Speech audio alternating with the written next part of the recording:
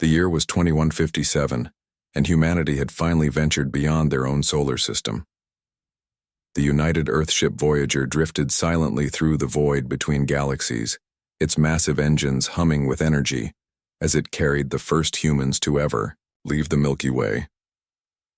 Lieutenant Samantha Wright sat at her communication station, rubbing her tired eyes. She had been on duty for 16 hours straight, monitoring the endless static that filled this empty region of space.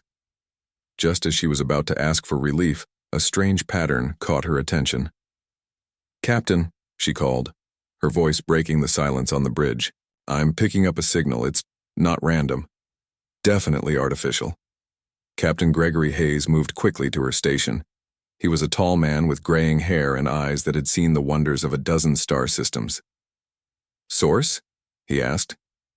"Andromeda." "Galaxy, sir. It's faint, but the pattern repeats every 42 seconds. Hayes frowned. Andromeda was their destination, but they weren't supposed to be in communication range for another week. "Can you clean it up?" "Working on it, sir." Samantha's fingers flew across her console. After several minutes, the static gave way to a series of pulses. "It's a distress call, Captain. I'm sure of it." Dr. Alan Mercer, the ship's chief scientist, joined them at the communications station. "It could be a natural phenomenon we don't understand yet," he cautioned. "Or a trap." Hayes considered this. The UES Voyager was on a mission of exploration, not rescue. But throughout his career, he had never ignored a call for help. "How soon can we reach the source using FTL?" The navigation officer, Lieutenant Carol Martinez, checked her instruments. 34 hours at maximum safe speed, sir." Hayes returned to his command chair. "Set course for the signal source. All departments prepare for potential first contact." "Sir," Mercer said, following him. "Protocol states that we should report this to Earth Command and await instructions before engaging with unknown entities." Hayes looked at him steadily. "The signal repeats every 42 seconds, Doctor. Someone might be running out of time. We'll notify Earth of our change in course, but we're going to investigate." The next day and a half passed in a blur of preparation. The crew studied the signal pattern, trying to decipher its meaning. Weapons were checked, shuttlecraft prepared, and medical facilities readied for possible casualties. When they dropped out of FTL travel, the scene before them was chaos. A small fleet of oddly shaped vessels was under attack by 3 massive warships. The smaller ships were clearly trying to flee, but they were being picked off one by weapons that cut through their hulls like paper. "Life signs?" Hayes asked urgently. "Multiple species readings from the smaller vessels," reported the science officer. "Nothing we've encountered before." "And the attackers?" "The large ships show minimal life signs. They appear to be mostly automated." Hayes stood. "Broadcast on all frequencies. First contact package, then my voice." "Channel open, sir," Samantha confirmed. "This is Captain Gregory Hayes of the United Earthship Voyager. We are responding to a distress call. We request that you cease fire on the civilian vessels immediately." The only response was a barrage of energy weapons fired toward one of the fleeing ships. Hayes watched as it broke apart, debris scattering across the starscape. "Shields up," he ordered. "Move us between the attackers and the civilian fleet." "Sir," his first officer, Commander Jack Wilson, warned, "their weapons are far more advanced than ours. We can't—" "I'm aware of the risks, Commander," Hayes cut him off. "But I'm not going to float here and watch a massacre." The UES Voyager moved forward, its engines straining as it pushed to maximum sublight speed. As they approached, the smaller vessels scattered in different directions, while the 3 warships reoriented toward this new threat. "They're locking weapons on us," Samantha reported, her voice steady despite the danger. "Broadcast again," Hayes ordered. "This is Captain Gregory Hayes of Earth. We stand with those who cannot defend themselves. Cease your attack immediately or we will respond with force." For a moment nothing happened, then suddenly all 3 warships fired at once. The Voyager shuddered as its shields absorbed the impact. "Shields at 60%, reported the tactical officer. "One more hit like that and we'll lose protection on the port side." Hayes gripped the arms of his command chair. "Target their weapon systems only. Fire when ready." The Voyager's laser cannons released bright beams of energy that struck, The lead warship. It seemed to have little effect. Their hulls are heavily armored, Mercer reported, but I'm detecting fluctuations in their shield pattern when they fire. Carol, can you predict when they'll fire next? Hayes asked. Lieutenant Martinez studied her readings. I think so, sir. Their weapons cycle has a 3-second vulnerability after discharge. Tactical, target that window. Fire everything we've got the moment they shoot again. The bridge crew watched in tense silence as the enemy ships positioned themselves for another attack. When they fired, the Voyager rocked violently. Shields. At 30%. Fire, Hayes ordered. This time, the Voyager's weapon struck true, hitting the lead warship just as its shields reset. A series of explosions rippled across its surface. To everyone's surprise, all 3 warships suddenly pulled back, accelerating away from the battlefield. They're retreating, Samantha said in disbelief. For now, Hayes replied.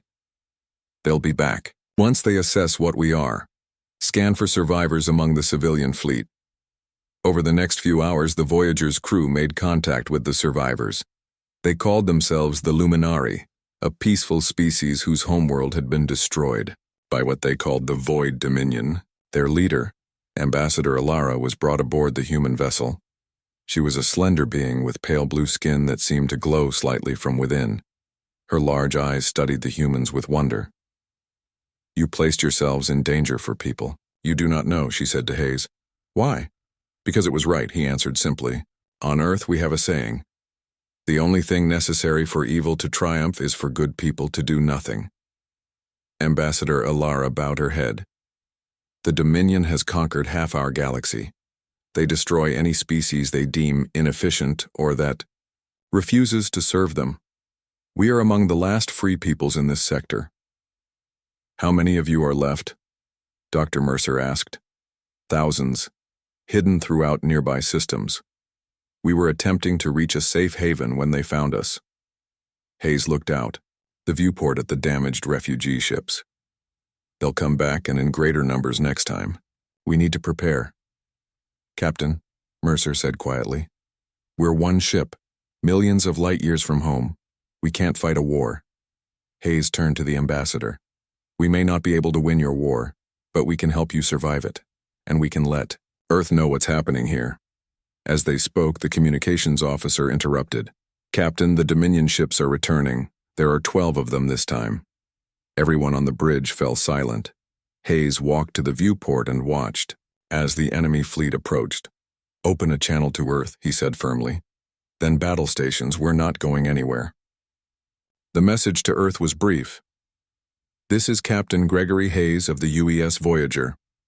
We have made first contact with refugees fleeing genocide in the Andromeda Galaxy.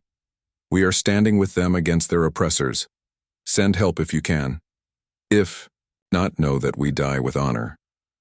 As the Voyager's crew prepared for battle alongside their new allies, none of them knew they were about to become the first chapter in a legend that would echo across 2 galaxies. The 12 Dominion warships surrounded the UES Voyager and the remaining Luminary vessels. Captain Hayes stood firm on his bridge, watching the enemy ships approach on the main view screen. They're hailing us, Lieutenant Samantha Wright said, her fingers hovering over her console. Put them through, Hayes ordered. The screen flickered, revealing a humanoid figure with gray skin and cybernetic implants covering half its face. When it spoke, its voice was cold and mechanical. Unknown vessel. You interfere in matters beyond your understanding. Withdraw immediately or be destroyed with the rest of these inferior beings. Hayes stepped forward. This is Captain Gregory, Hayes of Earth. We do not recognize your authority to destroy peaceful species. We stand with the Luminari. The Dominion commander's expression didn't change. You have made your choice. Prepare to be eliminated. The screen went dark. Hayes turned to his tactical officer. Remember, aim for their weapon systems during the reset window. We just need to hold them off long enough for the Luminari to escape. Ambassador Alara, who had remained on the bridge, stepped forward. Captain, my people will not abandon you to face this alone. With respect, Ambassador, your ships are no match for theirs. The best way you can help is to survive and warn others. Before she could respond, The Dominion fleet opened fire. The Yabur Voyager shook violently as energy beams struck its shields. Shields at 40%, the tactical officer reported. We can't take much more of this. Just as Hayes was about to order evasive maneuvers, something unexpected happened. The Luminari, ships instead of fleeing, formed a defensive formation around the Voyager. What are they doing? Dr. Mercer asked in disbelief. Ambassador Alara's eyes glowed with determination. Showing you that humans are not the only ones willing to stand against bullies. The Luminari vessels began emitting a strange energy field that expanded to envelop the Voyager. When the next wave of Dominion fire hit, the impact was significantly reduced. Their energy field is dispersing the weapons fire, Lieutenant Martinez reported with amazement. Shields holding at 35%. Hayes nodded to Alara with respect. It seems we've underestimated each other. Let's show the Dominion what an alliance can do. He turned to tactical. Fire on my mark. The battle that followed was unlike anything in human history. The Voyager and the Luminari vessels moved in perfect coordination, protecting each other's weaknesses and striking at the Dominion ships during their vulnerable moments. 2 of the enemy warships were disabled before the Dominion commander ordered a retreat. As the enemy fleet disappeared into hyperspace, cheers erupted on the Voyager's bridge. But Hayes knew this was only the beginning. They'll be back with reinforcements, he said soberly. We need a better plan than standing our ground and trading shots. Ambassador Alara approached him. Captain, there are others like us, species hiding from the Dominion throughout this sector. If we could unite them, a resistance, Hayes said thoughtfully. But we'd need a secure base of operations. Dr. Mercer, who had been analyzing data from the battle, looked up from his station. Captain, the Luminary ships used some kind of energy dispersal technology I've never seen before. With your permission, I'd like to study it if we could adapt it to our systems. Do it, Hayes nodded. And Ambassador, I'd like to meet these other species you mentioned. Over the next few days, the Voyager's crew worked closely with the Luminari. Their ships took refuge in a dense nebula that interfered with Dominion sensors, giving them time to make repairs and plan their next move. Security Chief Frank Daniels began training Luminari volunteers in combat tactics. You folks are natural defenders, he told them as they practiced in the Voyager's cargo bay. But sometimes the best defense is a good offense. You need to learn when to strike back. Meanwhile, Dr. Mercer made a significant discovery. The Luminari understand dimensional physics in ways we've only theorized about, he explained excitedly to Hayes. Their energy dispersal field actually shifts the incoming weapons fire partially into another dimension, reducing its impact in hours. Can we replicate it? Hayes asked. With their help, I believe we can enhance our shields with similar properties. But there's more. Mercer lowered his voice. According to their science, the Dominion is harvesting stars for energy. Entire solar systems are being destroyed. To what end? They don't know. But whatever it is, it's changing the fabric of this galaxy. The conversation was interrupted when Samantha called from communications. Captain, I'm picking up a transmission on a frequency the Luminari identified as belonging to another refugee species. They call themselves the Takari. Can you get a fix on their location? Yes, sir, they're about 3 light years from here, hiding in an asteroid belt. Hayes turned to Alara. Would your people be willing to make contact? Let them know they're not alone anymore. The first meeting between the Voyager's crew and the Takari took place on a large asteroid that had been hollowed out into a hidden base. The Takari were insectoid beings with 6 limbs and remarkable technological skills. Despite their different biology, they welcomed the humans with curiosity. The Takari leader, a being named Zix, examined the humans with compound eyes. We thought our resistance was futile, he said through a translation device. But if beings from another galaxy will stand with us, perhaps there is hope. As they talked, Zix revealed that the Takari had been developing stealth technology to hide from Dominion sensors. It is not perfect, but it has kept us alive. That could be extremely valuable, Hayes said. Would you be willing to share this? Technology in exchange for protection? Zix's antennae twitched. Protection? You are one ship. For now, Hayes replied confidently. But humans don't give up easily, and we're very good at inspiring others to fight back. Later that night, as the Voyager continued its journey to meet other refugee species, Hayes recorded a message to be sent back to Earth through a series of quantum relays the Luminary helped establish.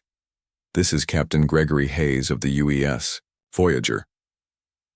We have discovered multiple peaceful species in the Andromeda Galaxy, facing extinction at the hands of an entity known as the Void Dominion. These people have technology and knowledge that could greatly benefit humanity. But more importantly, they need our help. I am formally requesting that Earth send whatever assistance possible. In the meantime, we will continue to build alliances and prepare defenses. Hayes out. As he ended the recording, Hayes looked out at the stars of Andromeda, a galaxy being systematically conquered by a force that saw life as inefficient. He didn't know if Earth would send help or if his single ship could make any difference against an enemy that controlled half a galaxy. But what he did know was that as long as the Voyager remained, these people would not face extinction alone.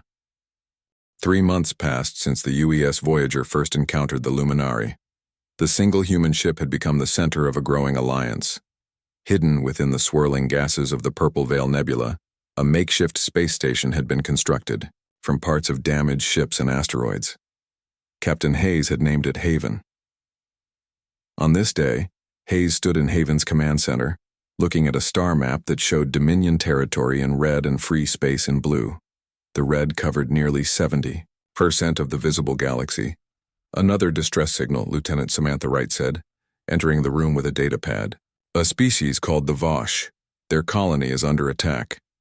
Hayes studied the map. They're deep in Dominion space. We'd need to pass through at least 2 heavily patrolled sectors to reach them. Zix, the Takari leader, clicked his mandibles thoughtfully. We could use the stealth field generators we installed on the scout ships. Even with stealth technology, it's risky, Hayes replied, but we can't ignore their call. Before they could discuss further, a technician rushed in. Captain, we're detecting a quantum signature matching Earth technology entering the system. Hayes hurried to the observation deck with Samantha and Zix following close behind. Through the viewport, they watched as multiple ships dropped out of faster-than-light travel. The lead vessel was twice the size of the Voyager, with the words UES Defender painted on its hull. Earth sent help, Samantha whispered, tears in her eyes. A communication request came through. When Hayes accepted, the screen showed a woman, with short gray hair and the insignia of a commander on her uniform. Captain Gregory Hayes? Commander Eric Donovan of the UES Defender. Looks like you could use some reinforcements. Hayes couldn't hide his smile. You have no idea how good it is to see you, Commander. Welcome to Andromeda. Commander Donovan explained that after receiving Hayes's message, Earth had debated for weeks about how to respond. Finally, Admiral Laura Bennett had convinced the United Earth Council to send a small but powerful fleet, 5 combat-ready ships and 2 science vessels. Admiral Bennett said something that changed minds, Donovan told Hayes as they toured Haven. She said, if we turn our backs now, we betray everything humanity stands for. The new arrivals were amazed by the alien allies working alongside the Voyager's crew. Commander Donovan watched as humans collaborated with Luminary energy specialists and Takari engineers. I expected to find you holding out against impossible odds, Donovan admitted. Not building an interspecies alliance. These people have been fighting the Dominion for generations, Hayes replied. They just needed someone to believe victory was possible. With Earth's reinforcements, Hayes organized a mission to rescue the Vosh. The plan used Takari stealth, technology combined with the advanced weapons of the Earth ships. 3 vessels, the Voyager, Defender, and a Luminary ship, would make the dangerous journey while the rest stayed to protect Haven. The rescue fleet moved silently through Dominion space, avoiding patrol ships and monitoring stations. When they reached the Vosh colony, they found a brutal assault in progress. 3 Dominion warships were bombarding the planet's surface while ground troops rounded up survivors. We need to draw the warships away from the planet, Hayes said during the final briefing. Commander Donovan, your ship has the strongest weapons. Can you handle them? Donovan nodded. The Defender was built for this kind of fight. The Voyager will deploy shuttles to evacuate the Vosh, Hayes continued. The Luminari will provide cover with their energy dispersal field. The battle began with the Defender suddenly appearing and firing on the Dominion ships, drawing them away from the planet. As they engaged, the Voyager and the Luminari vessel descended toward the surface, hidden by stealth fields. The rescue teams found the Vosh, tall, slender beings with forearms and skin that changed colors with their emotions, hiding in underground shelters. When Security Chief Frank Daniels led the first team into the main shelter, the Vosh turned pale with fear. "We're not here to harm you," Daniels said, removing his helmet. "We're humans from the Milky Way galaxy. We've come to help." A Vosh elder stepped forward, his skin slowly shifting to a curious blue. "Why would beings from another galaxy risk their lives for strangers?" "Because where we come from," Daniels replied, "helping those in need isn't exceptional. It's expected." As shuttle crews worked to evacuate the Vosh, Dominion ground forces discovered their presence. A fierce battle erupted in the colony streets. Human security teams fought alongside Luminari defenders, protecting the evacuation routes. Lieutenant Carol Martinez piloted her shuttle through heavy fire, landing in the colony center where a group of Vosh children and their guardians were trapped. As Dominion soldiers closed in, Martinez and her team formed a protective circle around the aliens. "Stay behind us," she told the frightened Vosh. "We won't let them reach you." In orbit, the Defender was taking heavy damage from the Dominion warships. "Shields at 12%, Donovan's tactical officer reported. "We can't hold them much longer." Just as the situation seemed hopeless, the Defender's communications officer shouted, "Sir, more ships dropping out of FTL." Through the viewport, Donovan watched in amazement as dozens of small vessels appeared. They weren't Earth ships or even Luminary designs. They were a mixture of different alien craft, the hidden fleet of the Resistance coming to help. A voice came through the communication system. "This is Krell Commander Varuk. We heard the humans were finally fighting back against the Dominion. We decided to join the party." The Krell ships, piloted by massive stone-skinned beings, charged straight at the Dominion warships. Though smaller and less advanced, they attacked with a ferocity that caught the enemy by surprise. With the combined forces, the tide of battle turned. 2 Dominion warships were destroyed, and the third retreated.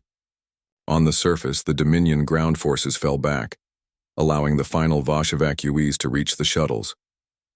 As the rescue fleet returned to Haven with the Vosh survivors, Hayes met with Commander Varric of the Krell.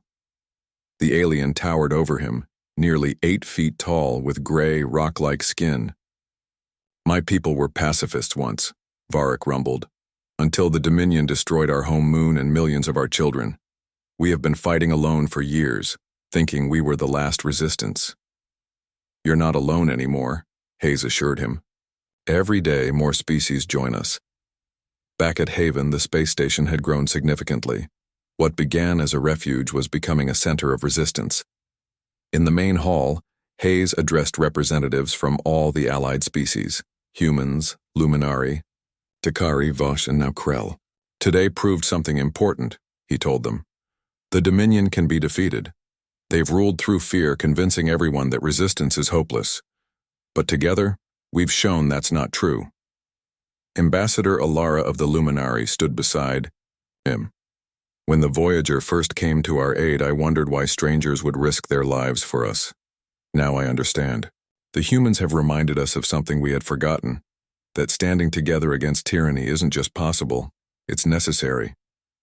As the meeting concluded, Hayes received an urgent message from Dr. Mercer and a team of alien scientists. "Captain," Mercer said, his face grave on the view screen, "we've discovered what the Dominion is doing with the energy from harvested stars. They're building something at the galaxy's core, something that could threaten not just Andromeda but the Milky Way as well." Hayes looked out at the growing Alliance fleet. The real war, he realized, was just beginning. 6 months had passed since the rescue of the Vosh. Haven Station had grown into a small city in space. Ships from 24 different species now docked at its expanding arms. In the center command hub, Captain Hayes, now Admiral Hayes after a field promotion from Earth, studied new intelligence reports with his senior staff. "The Dominion is building something massive," Dr. Mercer explained, pointing to sensor readings on the main screen. "We believe it's a device that can collapse a star instantly, harvesting all its energy at once." "Why would they need that much power?" asked Commander Donovan. A Vosh scientist named Solana answered, her skin rippling with concerned purple patterns. "Our empathic readings of captured Dominion soldiers revealed fragments of their true purpose. They serve an ancient artificial intelligence that believes organic life is inefficient. This AI wants to convert all matter in the galaxy into energy," continued Dr. Mercer, "then use that energy to expand to other galaxies, including the Milky Way." Admiral Hayes looked at the assembled team. "How much time do we have?" "Based on the rate of star harvesting," Mercer replied, "we estimate the device will be operational within 3 months. The room fell silent. Even with their growing alliance, they couldn't evacuate an entire galaxy in 3 months. "We need to destroy the device," said Security Chief Daniels. "A direct assault on their central system." "That would be suicide," objected Commander Donovan. "The Dominion has concentrated their forces around the galactic core. We'd never get close." Chief Engineer Olivia Russell, who had been quiet until now, spoke up. "Maybe we don't need to get close. The Takari stealth technology combined with Luminari phase shifting could potentially hide a small strike team." Hayes considered this. "We'd need someone who understands Dominion systems to sabotage the device." "I volunteer," said a voice from the doorway. Everyone turned to see a humanoid figure with gray skin and cybernetic implants covering part of its face. A Dominion soldier. Several security officers raised their weapons, but Hayes signaled them to stand down. "This is Agent K," he explained. "A Dominion deserter who's been helping us understand their technology." K stepped forward. "I was once fully machine, as all Dominion soldiers become, but the human doctor freed enough of my organic brain to restore my free will." K's cybernetic eye flickered. "I want to stop what my people have become." Over the next weeks, they developed a plan. While the main Alliance fleet would launch a diversionary attack on a major Dominion shipyard, a small team would infiltrate the central system on a modified ship using combined stealth technologies from multiple species. The infiltration team would be led by Lieutenant Commander Paul Martinez, a tactical expert from the Defender. His team included K, 2 Takari engineers, a Luminari energy specialist, and a Krell warrior named Gorak for protection. On the day of the mission, Admiral Hayes addressed the crew on the bridge of the UES Voyager, which would lead the diversionary attack. "Today we fight not just for this galaxy but potentially for our own as well. The Dominion believes organic life is inefficient and should be replaced. We're going to show them how wrong they are." He looked at each face on the bridge, human and alien alike. "No matter what happens, I'm proud to serve with all of you."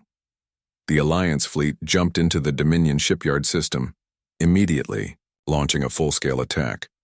The Dominion responded exactly as they hoped, pulling ships from the central system to defend their shipyards. Meanwhile, the infiltration vessel, named Shadow, slipped through weakened defenses around the galactic core. Using a combination of Takari stealth fields and Luminari phase shifting, they approached the massive structure being built around a captured neutron star. "The energy readings are off the scale," one of the Takari engineers reported as they docked with an external maintenance port. "This device could collapse 1,000 stars simultaneously." The infiltration team moved through the giant structure, avoiding patrols of fully mechanized Dominion soldiers. K led them through service tunnels toward the central control core. "The AI consciousness exists in a quantum network throughout the structure," K explained, "but its primary interface is ahead." When they reached the central chamber, they found something unexpected: a massive spherical room with a swirling energy core. Around it, hundreds of beings were suspended in liquid tanks, their brains connected to the system by cybernetic implants. "What is this?" Martinez whispered in horror. The original creators of the AI, Kay replied. It keeps them alive after a fashion, using their brain patterns to expand its own intelligence. Martinez contacted the fleet. Admiral, we've reached the central core, but there's a complication. There are living beings integrated into the system. Hayes's voice came through with static.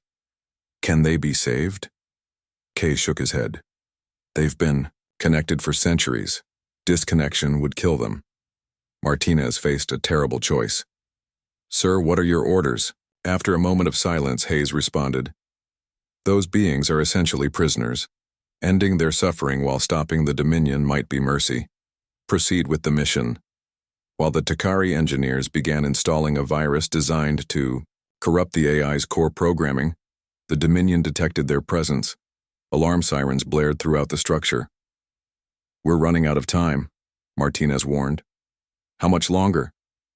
The security protocols are adaptive, a Takari engineer clicked, anxiously. The virus isn't penetrating deep enough. The Krell warrior Gorak, who had been silent until now, stepped forward. My people have a saying, when technology fails, try hitting it very hard. He pulled out a demolition charge. Plant your virus. I'll create a physical breach in the system. That's a suicide mission? Martinez objected. Gorak's stone face formed what might have been a smile. My family was on our moon when the Dominion destroyed it. I live only for this moment. Before anyone could stop him, Gorak charged toward the energy core, drawing the fire of security drones. The distraction gave the engineers the time they needed to complete their work. Virus uploaded, the Takari announced. But it's being quarantined by security protocols. At that moment, Gorak reached the core and detonated his charge. The physical explosion, combined with the virus, created a cascade effect through the system. The energy core began to destabilize. We need to get out now, Martinez shouted, leading his team back toward their ship.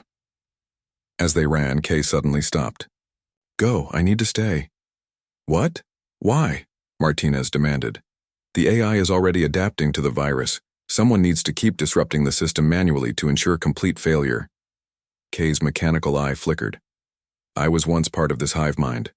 I know how to keep it distracted. Reluctantly, Martinez left Kay behind. The shadow barely escaped as the massive structure began breaking apart. In the shipyard system, the Alliance fleet was taking heavy losses against the Dominion forces. Just as it seemed they would be overwhelmed, the Dominion ships suddenly stopped attacking. Their coordinated movements became erratic. The central AI is losing control of them, Samantha Wright reported from her communications station. The mission succeeded. The Alliance ships took advantage of the confusion, inflicting heavy damage on the disorganized enemy before jumping to safety. Later, at Haven Station, Admiral Hayes held a ceremony honoring those who had fallen. The central AI had been crippled but not destroyed.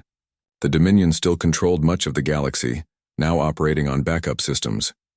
Today was a victory, Hayes told the assembled Alliance members. But our fight continues. The Dominion will recover, and when they do, they'll be more dangerous than ever. We need to be ready. As the Alliance prepared for the next phase of the war, Dr. Mercer approached Hayes with troubling news. The damage to the central device triggered a chain reaction, he explained quietly. It's destabilizing the galactic core. According to our calculations, this galaxy has begun an accelerated collapse. We have perhaps 2 years before it becomes uninhabitable. Hayes looked out at the stars of Andromeda, a galaxy now dying faster than nature intended. Then we have a new mission, he said grimly, not just to defeat the Dominion, but to save as many people as possible from this doomed galaxy. 2 years had passed since the mission to the galactic core. The Andromeda galaxy was dying faster than anyone had predicted. Stars were collapsing, planets were being torn apart by gravitational waves, and entire systems were vanishing into growing black holes. Haven Station had become a central point for the greatest evacuation in the history of any species. Admiral Hayes stood at the main viewport, watching as thousands of ships moved in organized patterns around the station. Each ship carried refugees from dozens of different worlds, all heading toward a massive structure at the edge of the galaxy. The structure was a dimensional gateway, a joint project between Earth scientists and engineers from 7 different Andromedan species. It created a stable path between Andromeda and the Milky Way, allowing ships to cross the vast distance that would normally take millions of years to travel. Commander Donovan approached Hayes, looking tired but determined. The latest convoy is ready to depart. That makes 4 million refugees safely transported to reception points in the Milky Way. How many more still waiting? Hayes asked. At least 20 million that we know of, Donovan replied grimly. And we're running out of time. The gateway requires enormous power to operate, and we're losing power stations as stars collapse. The door to the observation deck slid open as Dr. Mercer entered with Ambassador Alara of the Luminary and Zix of the Takari. All three looked grave. Admiral, Dr. Mercer began, our latest calculations show we have less than a month before the gateway location becomes unstable. After that, we won't be able to maintain the connection. A month, Hayes repeated quietly. That's not enough. Time to evacuate everyone. There's more, Zix clicked, his mandibles twitching nervously. Our long-range scouts report the Dominion fleet is regrouping.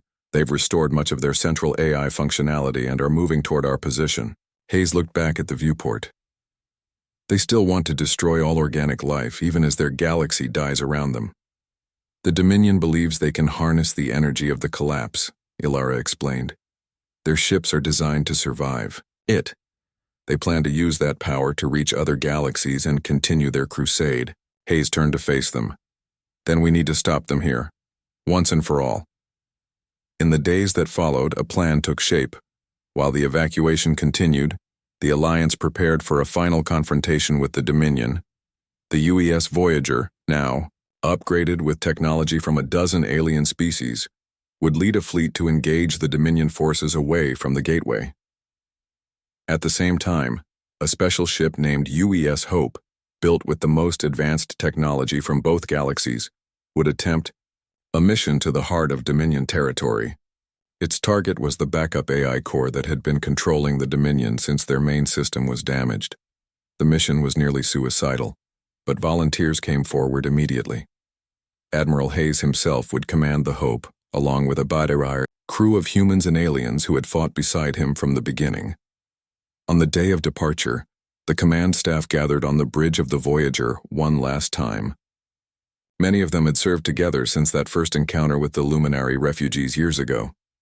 I wish I could lead this battle myself, Hayes told Commander Donovan, but the mission to the AI core requires someone who knows Dominion systems. We'll hold them off, sir, Donovan promised. Just make sure their AI doesn't follow us to the Milky Way. The two men shook hands, knowing it might be for the last time. The UES Hope departed quietly, using its advanced stealth systems to slip past Dominion patrols. Meanwhile, the Alliance fleet moved to intercept the approaching Dominion forces. The Hope's crew included Lieutenant Samantha Wright as communications officer, Dr. Alan Mercer as chief scientist, and Security Chief Frank Daniels. Ambassador Ilara represented the Luminari, while Zix led a team of Takari engineers. Several Vosh empaths and a squad of Krell warriors completed the team. As they approached Dominion space, they witnessed the destruction the galaxy's collapse was causing. Entire star systems were being pulled toward the center, where a massive black hole was growing larger each day. The Dominion ships are gathering around that space station, Samantha reported, pointing to a massive structure orbiting a dying star. It appears to be their new command center. Hayes studied the sensor readings. That's our target. The backup AI core is inside. Using a combination of Takari stealth technology and Luminary phase shifting, the Hope approached the station, undetected. A small team led by Hayes, Daniels, and Ilara prepared to board. Our goal is to reach the central control room and upload this virus, Hayes explained, holding up a data crystal. It's designed to completely erase the AI's programming, leaving the Dominion ships without central control. The boarding went smoothly at first. The team moved through the station's corridors, avoiding patrols of mechanical soldiers. But as they neared the central core, alarms suddenly blared. "They've detected us!" Daniel shouted, raising his weapon. As doors sealed around them, through a nearby viewport, Hayes saw the Alliance fleet arrive, engaging the Dominion ships in a massive battle. Explosions lit up space as the two forces clashed. "We need to move faster," Hayes urged his team. "Our people can't hold them off forever." When they finally reached the central chamber, they found it heavily defended. Daniels and the Krell warriors charged forward, drawing fire while Hayes and Alara circled around with the data crystal. The fighting was intense. Daniels took a serious wound but continued to provide cover. Two of the Krell warriors fell. But finally Hayes reached the main console. As he prepared to upload the virus, the chamber's main screen activated, showing a digital face, the Dominion AI. "Your efforts are futile," it stated in a cold, mechanical voice. "This galaxy's organic. Life was already doomed. We merely accelerated the inevitable. Maybe this galaxy is dying," Hayes replied as he worked. "But its people will live on, and they'll remember what happened here." "You cannot save them all," the AI countered. "Our forces will follow you to your galaxy. Not if we stop you here." Hayes finished the upload. The virus began spreading through the system. The AI's image flickered and distorted. "What have you done?" it demanded. "Ended your war," Hayes said simply. The station began to shake as the virus corrupted critical systems. Hayes turned to his team. "Back to the ship, now!" They fought their way back to the docking port carrying their wounded. As they reached the Hope, they saw that the battle outside had turned desperate. Many Alliance ships were damaged or destroyed, though they had taken a heavy toll on the Dominion fleet as well. "All stations, prepare for emergency departure," Hayes ordered as they disengaged from the station. But as they pulled away, the ship shuddered violently. "Direct hit to our propulsion system," Zix reported. "FTL drive is offline." Through the viewport, Hayes watched as the Dominion station began to break apart, its self-destruct sequence triggered by the virus. Without its controlling AI, the Dominion fleet fell into disarray. Hayes opened a channel to the Alliance fleet. "Commander Donovan, the mission is complete. The Dominion AI has been destroyed." "Copy that, Admiral," came the reply through static. "What's your status?" Hayes looked at the damage reports flooding his screen. "We're not going to make it back, but the path to the Milky Way is clear now. Get our people through the gateway." "Admiral." Donovan began to protest. "That's an order, Commander. The gateway won't last much longer. Use the time we've bought you." As the Hope drifted among the debris of battle, Hayes recorded one final message, one that would be broadcast to both galaxies. "This is Admiral Gregory Hayes of Earth. To all who receive this message, we did not come to Andromeda seeking glory or conquest. We came because someone called for help, and we answered. That is humanity's greatest strength. We stand with those who cannot stand alone. We fight for those who cannot fight for themselves. This galaxy may be dying, but its people will live on. And should any force ever threaten the weak while humans draw breath, they will find us standing in their path. This I promise with my final words. Live well, remember us, and always protect those who cannot protect themselves." As the transmission ended, Hayes looked at his crew, humans and aliens who had become family. "It has been my greatest honor to serve with all of you," he said quietly. Through the viewport, they watched as the dimensional gateway flared with energy one last time. Thousands of ships passed through to safety before the structure finally collapsed. The connection between galaxies severed. The Hope drifted silently as the dying stars of Andromeda continued their final dance around them. Their mission was complete. The refugees would find new homes in the Milky Way, carrying with them the story of the humans who had answered their call for help, and who had taught them the most important lesson of all, to stand together against any threat, and to always protect those who cannot protect themselves.